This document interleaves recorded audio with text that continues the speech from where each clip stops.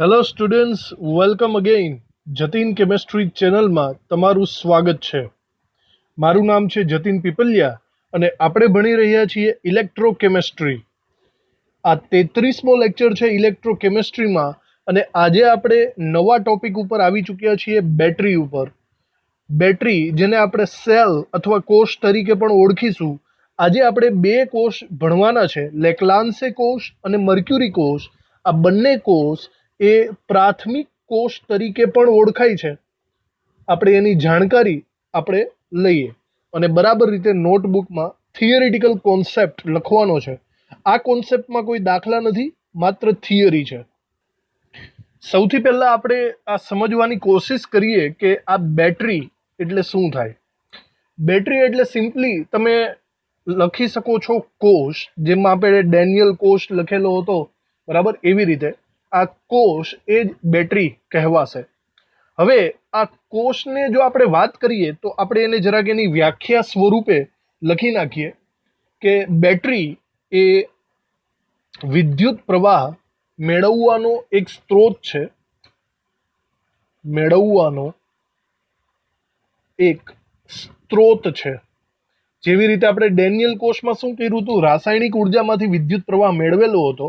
તો જેમાં પણ વિદ્યુત પ્રવાહ મેળવવામાં આવે આપણે એને કોષ કહીએ છીએ અથવા તો બેટરી કહીએ છીએ. અને વિદ્યુત પ્રવાહ મેળવવાનો એક સ્ત્રોત છે, એનો મતલબ રાસાયણિક ઉર્જામાંથી વિદ્યુત ઉર્જામાં રૂપાંતર કરે છે.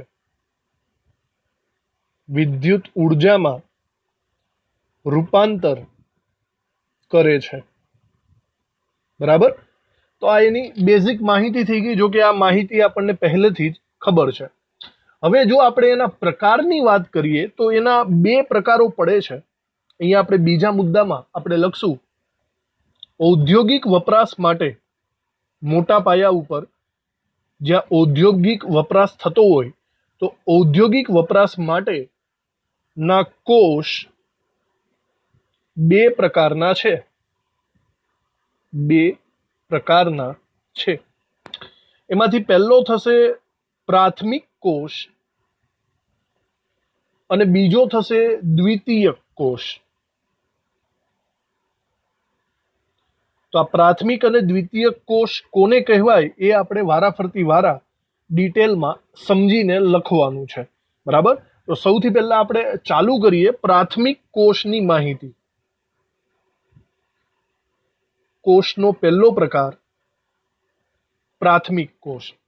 તો જરા વિચારો કે પ્રાથમિક કોષ આપણે કોને કહીશું. સિમ્પલી જો હું પ્રાથમિક કોષનું એક્ઝામ્પલ કહું તો એવા કોષ જેને આપણે એકવાર વાપરીએ છીએ, એ ડિસ્ચાર્જ થઈ જાય છે અને પછી એ કંઈ કામના નથી રહેતા, એને ફેંકી દેવા પડે છે.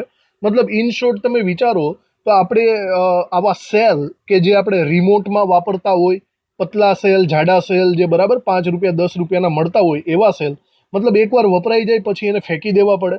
અથવા તો ચલો આ મર્ક્યુરી સેલ કે જેને આપણે ઘડિયાળમાં વાપરતા હોય અથવા રમકડામાં વાપરતા હોય, બરાબર, એ એકવાર વપરાઈ જાય છે, ડિસ્ચાર્જ થઈ જાય છે, પાવર આપવાનો બંધ કરી દે, પછી આપણે ફેંકી દઈએ. ઇન શોર્ટ જેનું રિચાર્જ થઈ શકતું નથી એને આપણે પ્રાથમિક ટાઈપના કોષ કહીશું, બરાબર. તો એની માહિતી જરાક આપણે અહીંયા લખી લઈએ. લાંબા સમય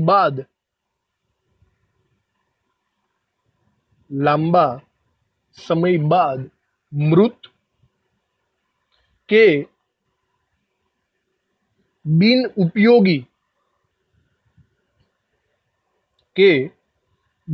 ઉપયોગી બનેલા કોષને પુનઃજીવિત કે પુનઃ ઉત્પાદિત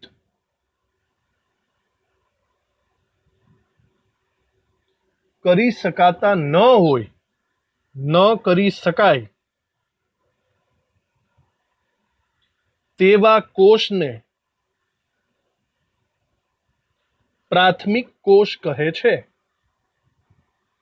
પ્રાથમિક કોષ કહે છે, બરાબર. આના દાખલા તરીકે આપણે આમાં કહી શકીએ છીએ લેક્લાન્સે કોષ અથવા તો એ જ પેટર્નનો સૂકો કોષ, જેની આપણે ડિસ્કશન હમણાં કરવાના છીએ, સૂકો કોષ અથવા લેક્લાન્સે કોષ, બરાબર, અને મર્ક્યુરી કોષ એ પણ છે, મર્ક્યુરી કોષ. આ બંને કોષને ડિસ્ક્રાઇબ આપણે આ નેક્સ્ટ લેક્ચર મતલબ આ જ લેક્ચરમાં આના પછીના ટોપિકમાં કરવાના છીએ. તો ચલો, આ થઈ ગયો આપણો પ્રાથમિક કોષ. હવે આ સિવાય આપણે સેકન્ડ પેટર્ન ઉપર જઈએ તો મતલબ દ્વિતીયક, બીજો ટાઈપ આપણે પાડશું દ્વિતીયક કોષ.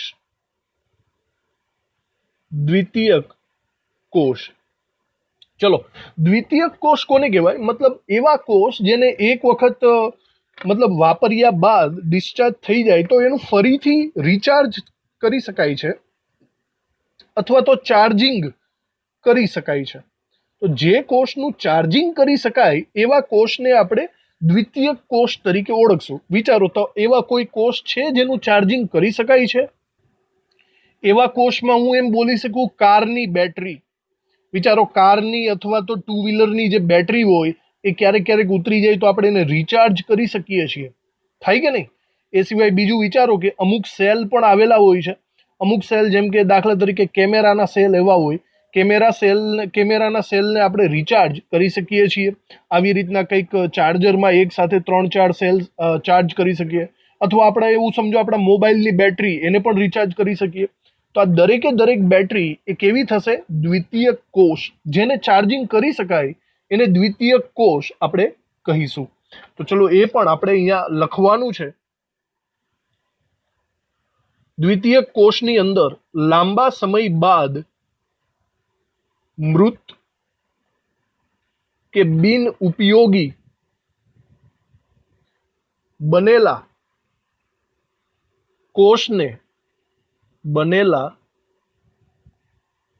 કોષને પુનઃજીવિત કે પુનઃ ઉત્પાદિત કરી શકાય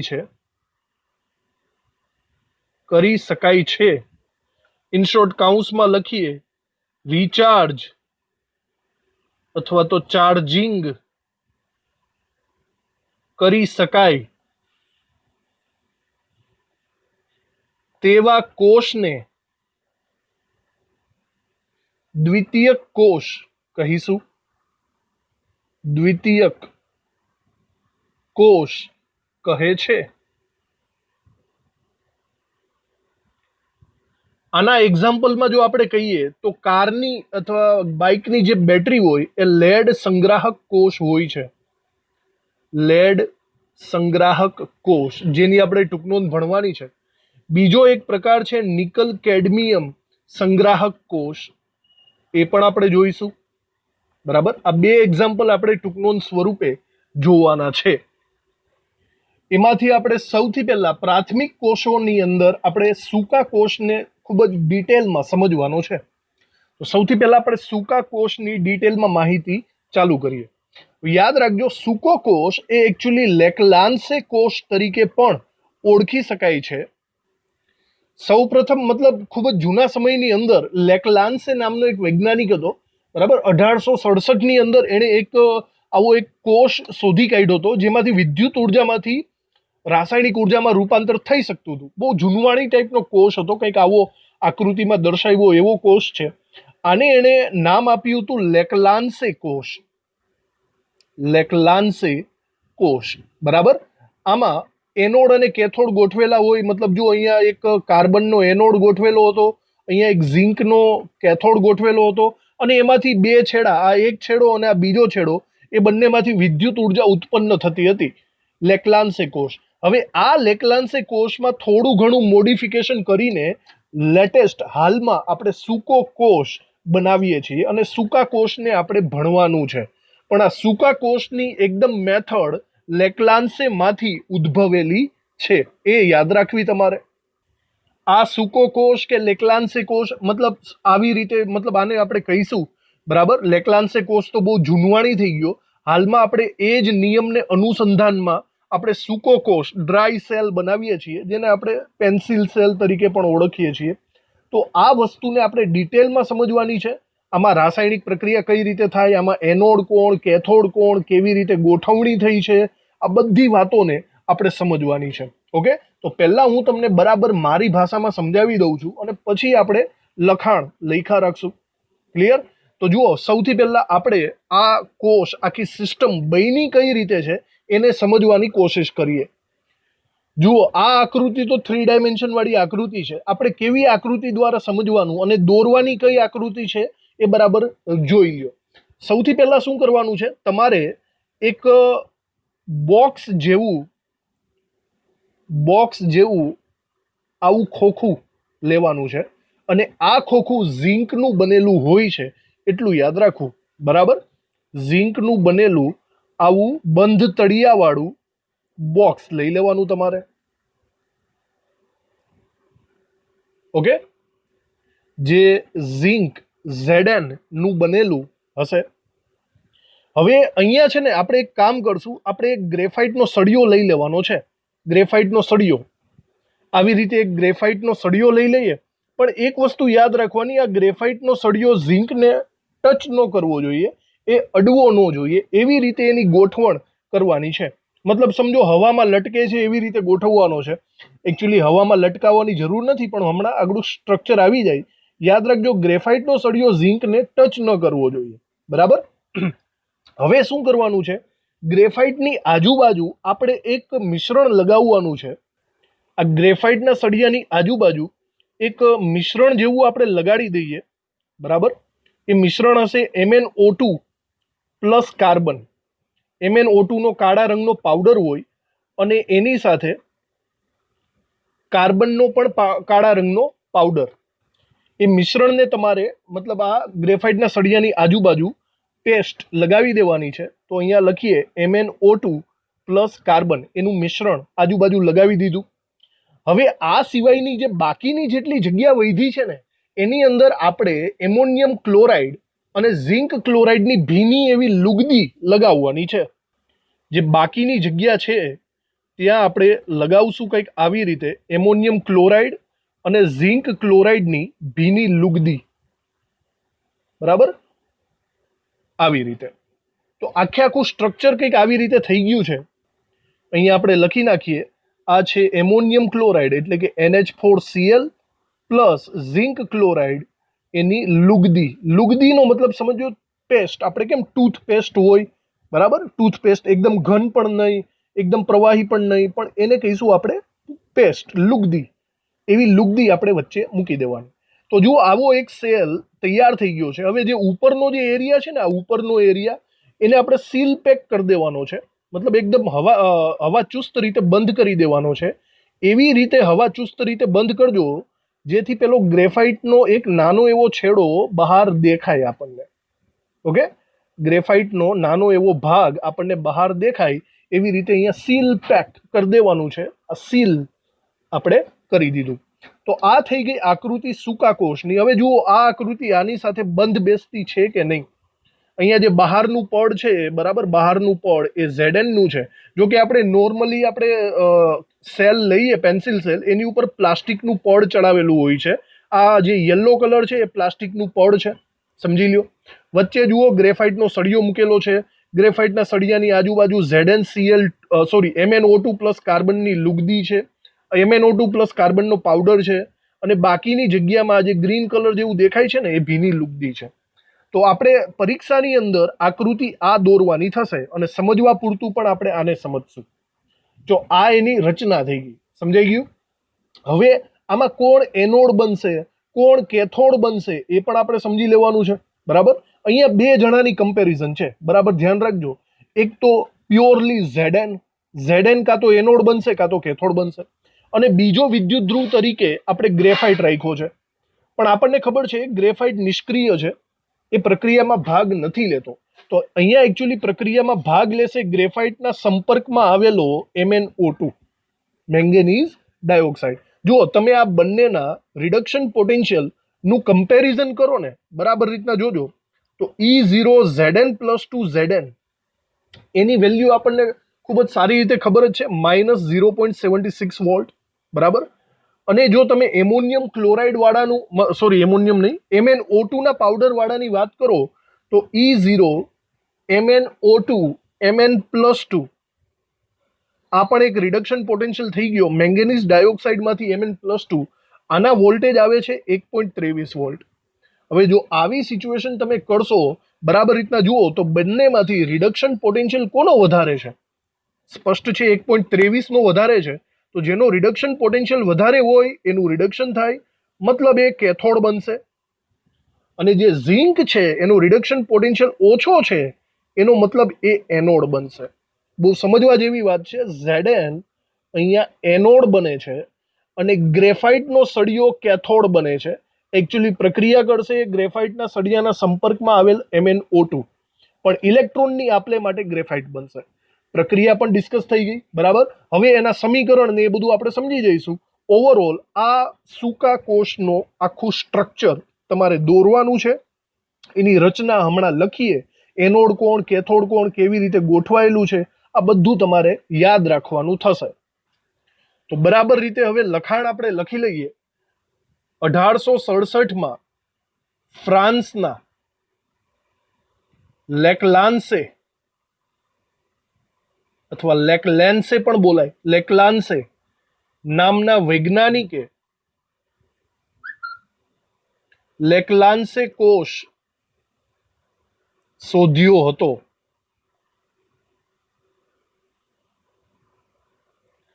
આ કોષ પરથી હાલમાં સૂકો કોષ બનાવાય છે, બરાબર. હવે આપણે સૂકા કોષની રચના આપણે લખવાની છે, તો એની આકૃતિ અહીંયા બરાબર તમારે દોરી નાખવાની. ચલો, આકૃતિ જે આપણે દોરેલી હતી એવી જ આકૃતિ અહીંયા સેમ ટુ સેમ આપણે દોરવાની. હવે એની રચના વિશે બધું આપણે લખાણ લખી લઈએ નવા મુદ્દામાં. Zn ધાતુનું બંધ તળિયાવાળું નળાકાર તેની અંદરની દિવાલે છિદ્રાળુ કાગળનું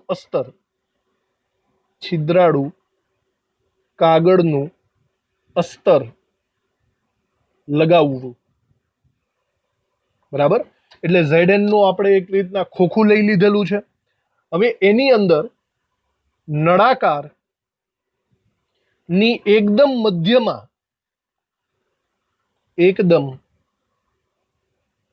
મધ્યમાં ગ્રેફાઇટનો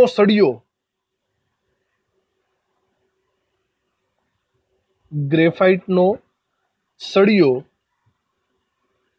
તળિયાને સ્પર્શે નહીં તે રીતે ગોઠવવો. ઓકે. આ સિવાય બીજું આપણે લખીએ કે ગ્રેફાઇટ ના સળિયાની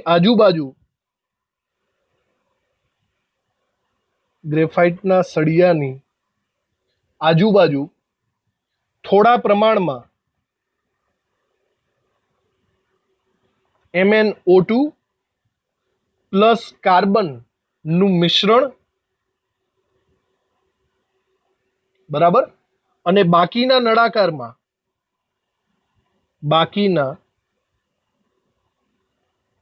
નળાકારમાં ZnCl2 પ્લસ NH4Cl મિશ્રણની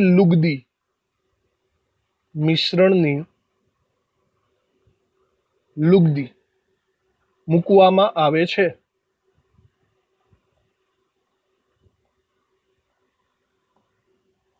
આ સિવાય નળાકારનું મોં એટલે કે ઉપરનો ભાગ ગ્રેફાઇટનો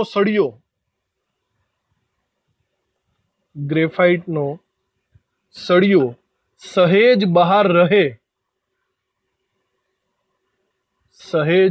રહે એ રીતે મીણથી સીલ કરી દેવું. અને બીજી વાત કે નળાકાર ના બહારના ભાગે બહારના ભાગે જાડા કાગળનું અવાહક પડ લગાવવું. અવાહક પડ લગાવવું.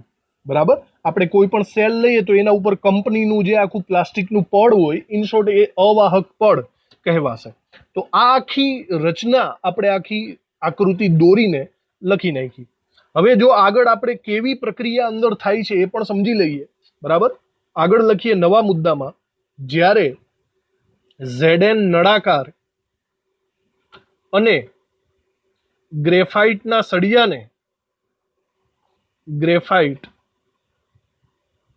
સળિયાને વિદ્યુત વાહક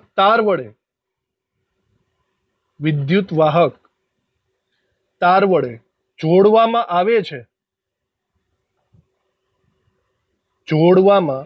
આવે છે, જ્યારે બંનેનું કનેક્શન કરાવો ઉપર અને નીચે, ત્યારે Zn એનોડ તરીકે અને MnO2 ના સંપર્કમાં આવેલ ગ્રેફાઇટ કેથોડ તરીકે વર્તે છે. બરાબર. કોણ એનોડ અને કોણ કેથોડ એ આપણને ખબર હોવી જોઈએ. હવે આપણે આ બંનેના સમીકરણ લખી નાખીએ. બરાબર. સૌથી પહેલા આપણે એનોડ નું સમીકરણ લખીએ. ચલો, એનોડ તરીકે Zn આવેલો છે અને Zn નું ઓક્સિડેશન થાય. તો ચલો, Zn નું ઓક્સિડેશન તો આપણે સિમ્પલી લખી શકીએ કે Zn માંથી Zn+2 આ ઓક્સિડેશન પ્રક્રિયા થઈ ગઈ અને એને બેલેન્સ કરવા માટે +2 - 2 ઇલેક્ટ્રોન મૂકવા પડશે. આવી જ રીતના આપણે કેથોડની પ્રક્રિયા લખીએ. તો જુઓ, કેથોડ ઉપર છે ગ્રેફાઇટનો સળિયો, પણ ગ્રેફાઇટનો સળિયો નહીં, એકચ્યુઅલમાં પ્રક્રિયા કોણ કરે છે? MnO2. બરાબર.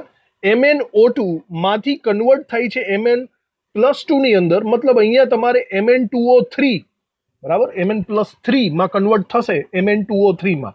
મેઇન પ્રક્રિયા આ છે. પણ હવે બરાબર ધ્યાન રાખજો, આ સિવાય એની હેલ્પ કરે છે NH4+. તમને એમ થશે આ NH4+ ક્યાંથી આવ્યો? તો બરાબર આકૃતિ જોજો. MnO2 ના સંપર્કમાં જે NH4Cl ની લુગદી છે ને, તો આ બંને એકબીજાના એકચ્યુઅલી સંપર્કમાં જ છે. બરાબર સમજો. MnO2 ના સંપર્કમાં NH4+ આયનો આવેલા છે જે પ્રક્રિયામાં ભાગ લેશે. તો NH4+ આયનો પ્રક્રિયક તરીકે વર્તશે અને એમાંથી આપણને મળશે એમોનિયા. બરાબર. તો આખી પ્રક્રિયા કંઈક આવી થાય છે. જો તો હવે તમે આને બેલેન્સ કરો તો બરાબર જુઓ, Mn2 તો મારે અહીંયા 2 મૂકવા પડશે. ક્લિયરલી થઈ ગયું. એ સિવાય વિચારો, NH4+ અને NH3, અહીંયા વીજભારને બેલેન્સ કરવા માટે બંનેની આગળ મારે 2 મૂકવા પડે. ઓવરઓલ તમે સરખી રીતના જોશો તો અહીંયા 2+2 વીજભાર દેખાશે.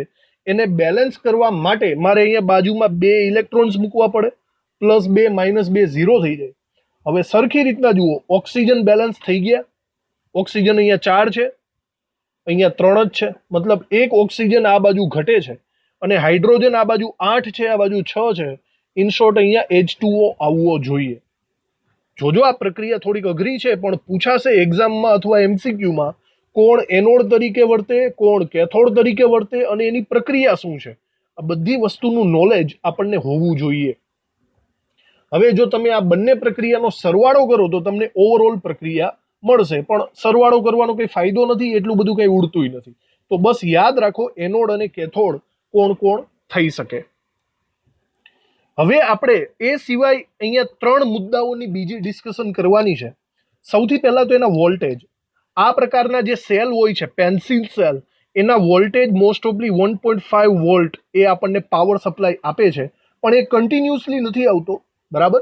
એની વોલ્ટેજની અસર એના સતત વપરાશના સમય ઉપર અને વચ્ચેના સમયગાળા ઉપર પણ ડિપેન્ડ કરે છે. લખી લઈએ પછી સમજી લઈએ બરાબર રીતે. તો નવા મુદ્દામાં લખીએ કે કેથોડ પર પ્રક્રિયાથી મળતી મેંગેનીઝ યુક્ત નિપજ મતલબ નીપજમાં જે મેંગેનીઝ યુક્ત Mn2O3 ની નીપજ મળે છે તે કોષના સતત વપરાશના સમય અને બીજી એક વાત છે કે વપરાશ વચ્ચેના સમયગાળા પર આધાર રાખે છે. સમયગાળા પર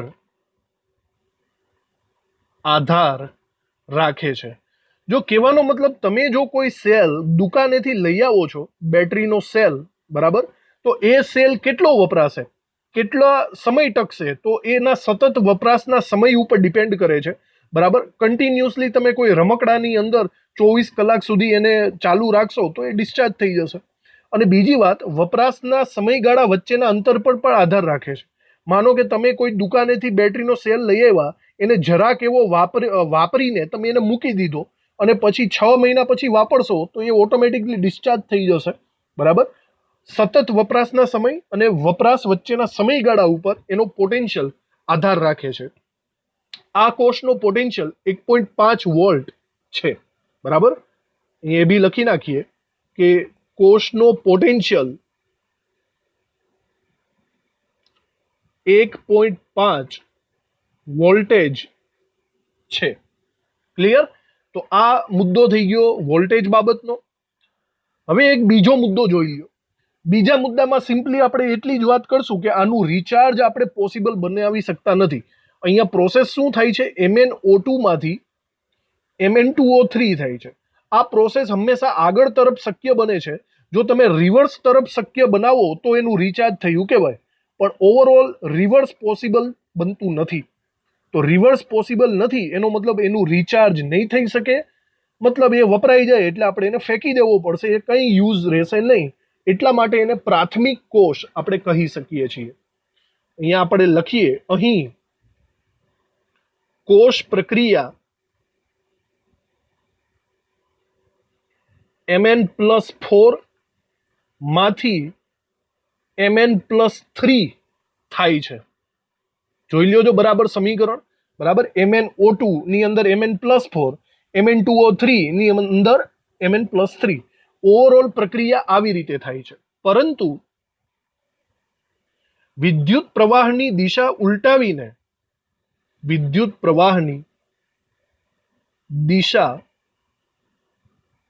ઉલટાવીને Mn+3 માંથી Mn+4 નું ઓક્સિડેશન થતું નથી, નું ઓક્સિડેશન શક્ય નથી. બરાબર, માટે આ કોષ એક વખત મૃત બની જાય, મૃત કે બિન ઉપયોગી થયા બાદ તેને પુનઃજીવિત કરી શકાતો નથી. તેને પુનઃજીવિત કે પુનઃ ઉપયોગી કરી શકાતો નથી.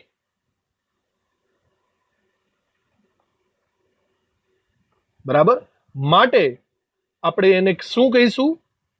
જો ચાર્જિંગ ન થતું હોય તો તેને પ્રાથમિક કોષ કહે છે. ઓકે, તો નાનો એવો સવાલ, તેને પ્રાથમિક કોષ શા માટે કહે? તો આપણે આટલું આજે આખા મુદ્દાનું ડિસ્કશન કર્યું છે એને આપણે લખી શકીએ નાના એવા સવાલની અંદર કે તેને પ્રાથમિક કોષ એટલા માટે કહે છે.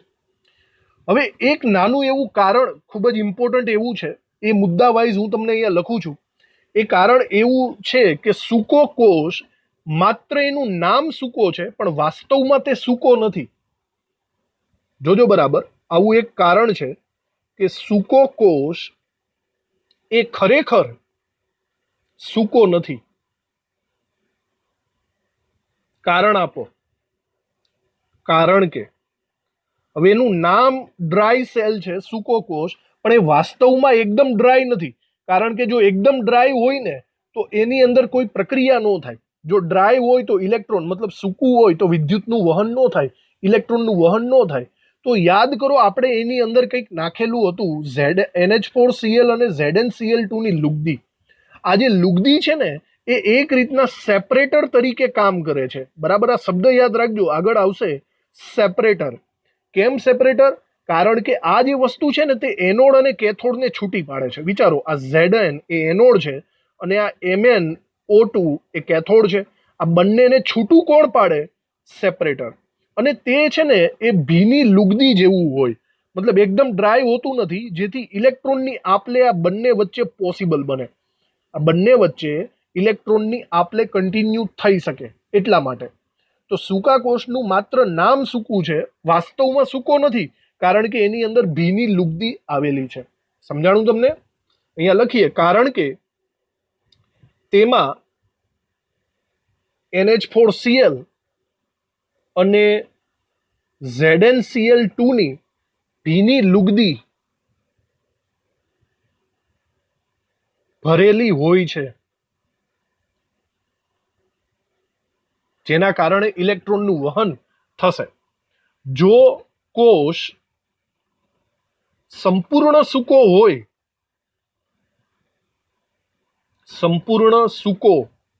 હોય તો તેમાં વિદ્યુતનું વહન થઈ શકે નહીં. બરાબર? તો ઇલેક્ટ્રોનના વહન માટે તમારે ભીની સપાટી તો જરૂરી જ છે. એકદમ ડ્રાય કોષ આપણે કરી શકતા નથી. તો આવી રીતે જુદા જુદા મુદ્દામાં આપણે આ MCQs ક્લિયર કરતા જઈએ છીએ.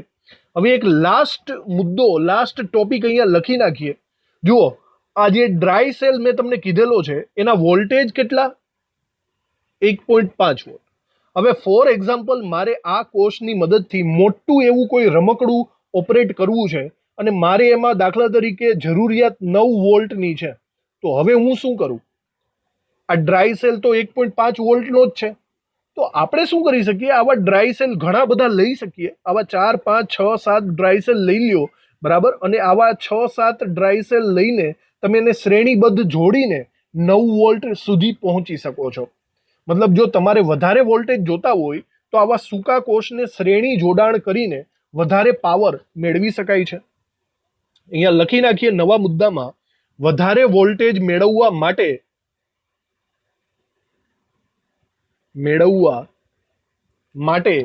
2 કે વધારે કોષોને શ્રેણીમાં જોડીને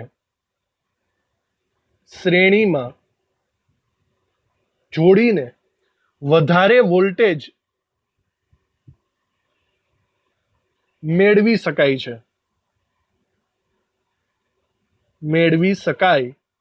છે. બરાબર? દાખલા તરીકે, એક્ઝામ્પલ તરીકે, વધારે વોલ્ટેજ ક્યાં વપરાય? તો ટોર્ચની અંદર વપરાશે. ટોર્ચમાં તમને ખબર હોય તો 2-3 સેલ મૂકતા હોય આપણે. બરાબર? ટ્રાન્ઝિસ્ટરમાં વપરાય, રેડિયોમાં વપરાય જ્યાં વધારે વોલ્ટેજની જરૂર હોય, અને જુદા જુદા ઇલેક્ટ્રોનિક સાધનોમાં વપરાય. જેમ કે રિમોટની અંદર 1 સેલ નહીં પણ આપણે 2 સેલ મૂકીએ છીએ, જેથી 3 વોલ્ટેજનો પાવર સપ્લાય આપણને મળી રહે છે. બરાબર? તો આ સંપૂર્ણ ટૂંકનોંધ અહીંયા પૂરી થઈ ગઈ સૂકા કોષની.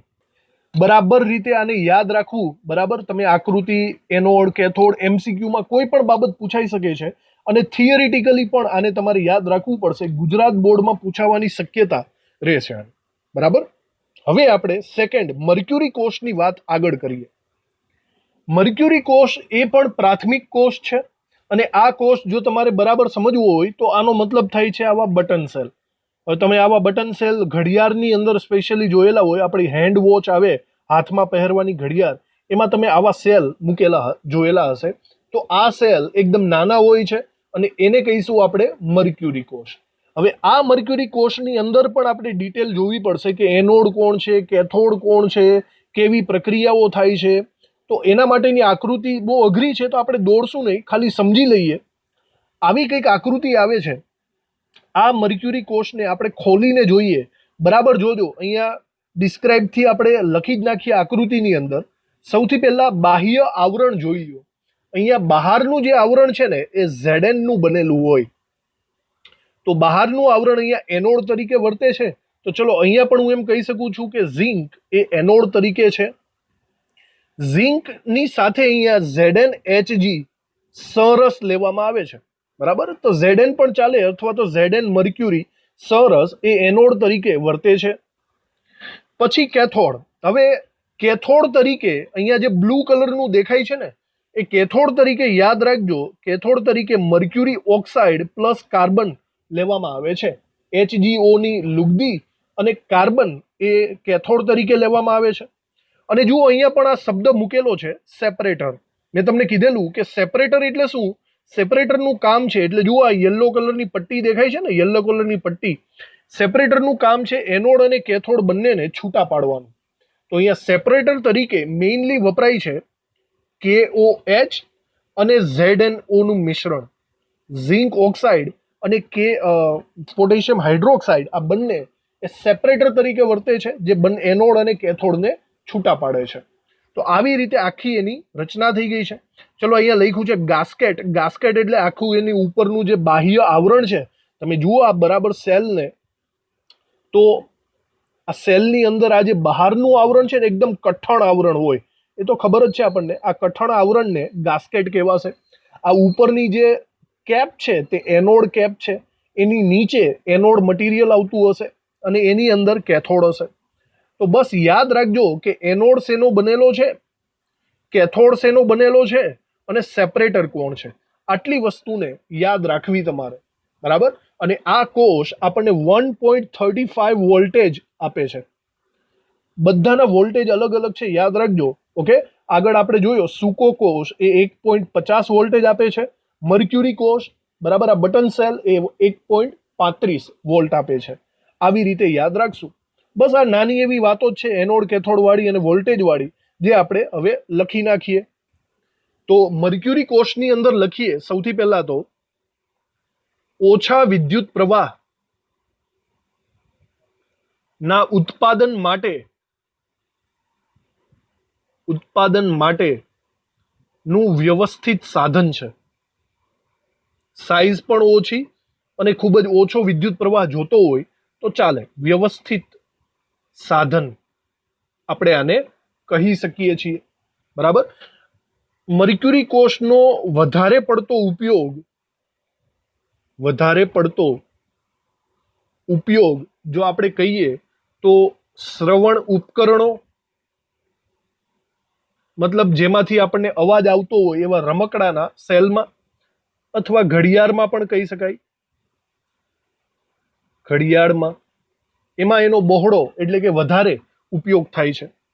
હવે એની અંદર કેવું રચના છે એ આપણે બીજા મુદ્દામાં લખીએ. તેમાં ZnHg નું આવરણ એનોડ તરીકે, એનોડ સ્વરૂપે હોય છે, બરાબર.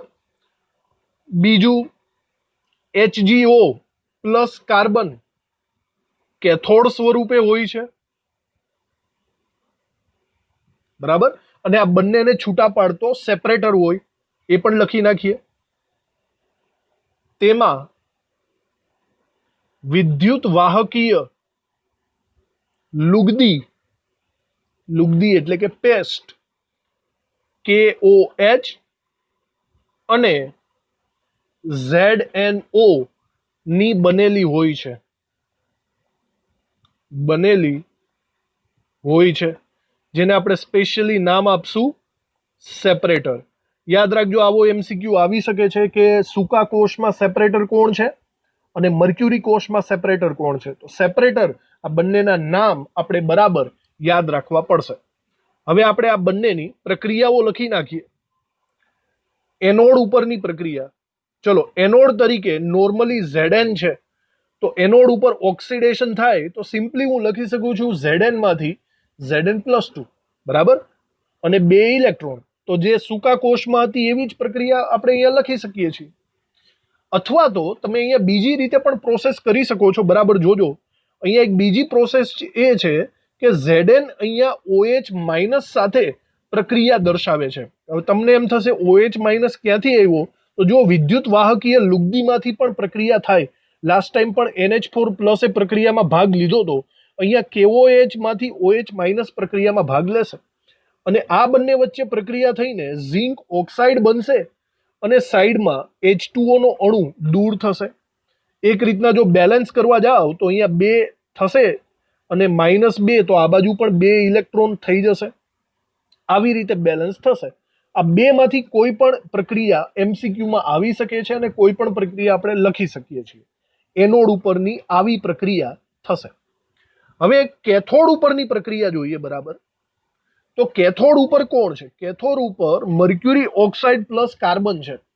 તો નોર્મલી પ્રક્રિયા એવી થાય છે કે મર્ક્યુરી ઓક્સાઇડમાંથી મર્ક્યુરી બને, મતલબ Hg+2 માંથી Hg બનશે. આ એની પ્રક્રિયા થાય. પણ હવે અહીંયા જે ઓક્સિજન છે એને પણ બેલેન્સ કરવો પડે, તો સામેની સાઈડ અહીંયા 2 OH- ઉત્પન્ન થાય છે અને એને બેલેન્સ કરવા માટે H2O આ સાઈડ લખવો પડે. જોઈ લો, 2 હાઇડ્રોજન 2 હાઇડ્રોજન, 2 ઓક્સિજન 2 ઓક્સિજન, આવી રીતે બેલેન્સ થઈ ગયું. અને વિચારો ઇલેક્ટ્રોન ક્યાં મૂકશું? તો નિપજમાં -2 છે, તો પ્રક્રિયકમાં -2 કરવા પ્રક્રિયકમાં મારે 2 ઇલેક્ટ્રોન્સ મૂકવા પડશે. ઓકે, આવી રીતે એનોડ અને કેથોડની બંને પ્રક્રિયાઓ પોસિબલ બને છે. તો અહીંયા એક રીતના જોઈ શકો છો કે OH- બંને સાઈડ કોમનલી આવે છે. જો તમે આ સમીકરણનો સરવાળો કરશો તો OH- નીકળી જશે. વિચારો, સમીકરણને આપણે સરવાળો કરીએ તો પહેલા તો બંને સાઈડ ઇલેક્ટ્રોન સમાન છે, તો 2 ઇલેક્ટ્રોન્સ ઉડી જાય. આપણે આ સેકન્ડ સમીકરણની વાત કરીએ છીએ. બંને સાઈડ 2 OH- 2 OH- પણ ઉડી જાય. તો જો ઓવરઓલ પ્રોસેસ આટલી થાય, આ બાજુ પ્રક્રિયકમાં 2 જણા વધે છે, Zn + HgO. તો પ્રક્રિયક તરીકે Zn માંથી Zn+2 બને. Zn+2 એટલે અહીંયા લખેલું છે ZnO. બરાબર, આ એક બીજું છે H2O. H2O પણ ઉડી જાય છે. ઓકે, ZnO બને છે અને HgO માંથી Hg બને છે. આ એની ફાઇનલ પ્રક્રિયા થશે આવી રીતે. તો આ થઈ ગઈ સંપૂર્ણ પ્રક્રિયા. હજી આગળ વધીએ તો એના વોલ્ટેજ લખી નાખીએ. મેં કીધું 1.35 વોલ્ટેજ આવે છે. કોષનો વોલ્ટેજ અથવા તો પોટેન્શિયલ 1.35 વોલ્ટ છે. બરાબર, તો અને બીજી એક અગત્યની વાત, એક વખત MCQ પૂછાઈ ગયો છે તો આ જરાક નોંધ કરી રાખીએ. આ જે કોષ છે એ સંપૂર્ણ આયુષ્ય દરમિયાન કોઈ પણ આયન ઉત્પન્ન કરતો નથી. જો ભાઈ, આ એક એવો કોષ છે જેની ટોટલી પ્રક્રિયા જુઓ ને તમે બરાબર રીતના, તો Zn માંથી ZnO બન્યો, HgO માંથી Hg બન્યો. તો મતલબ અહીંયા કોઈ પણ આયન બનતો નથી. તમે કહેશો સર OH- બન્યો છે, પણ OH- અંદર કન્ઝ્યુમ થઈ જાય છે. એક બાજુ પ્રક્રિયકમાં છે, એક બાજુ નિપજમાં છે. તો આ એક MCQ તરીકે તમને પૂછાઈ શકે છે. બરાબર રીતે ધ્યાનમાં લ્યો. બરાબર, MCQમાં કે એવો કયો કોષ છે જેના સંપૂર્ણ આયુષ્ય દરમિયાન એક પણ આયન ઉત્પન્ન નથી થતો? તો જવાબ આવશે મર્ક્યુરી કોષ. ક્લિયર? તો આવી રીતે આ મર્ક્યુરી કોષને આપણે સંપૂર્ણ રીતે સમજી લીધો અને લખી પણ નાખ્યો. બધામાં યાદ રાખવું એનોડ કોણ, કેથોડ કોણ અને એની પ્રક્રિયા કોણ, સેપરેટર પણ. તો આ બધું MCQ રિલેટેડ યાદ રાખવા જેવું છે. ચલો, તો આજનો આ લેક્ચર આપણે અહીંયા ખતમ કરીએ છીએ. નેક્સ્ટ લેક્ચરમાં આપણે દ્વિતીયક કોષ, નિકલ કેડમિયમ અને લેડ સંગ્રાહક કોષની વાતચીત આગળ વધારશું. થેન્ક યુ આ લેક્ચર ભરવા માટે. મળીએ નેક્સ્ટ લેક્ચરમાં.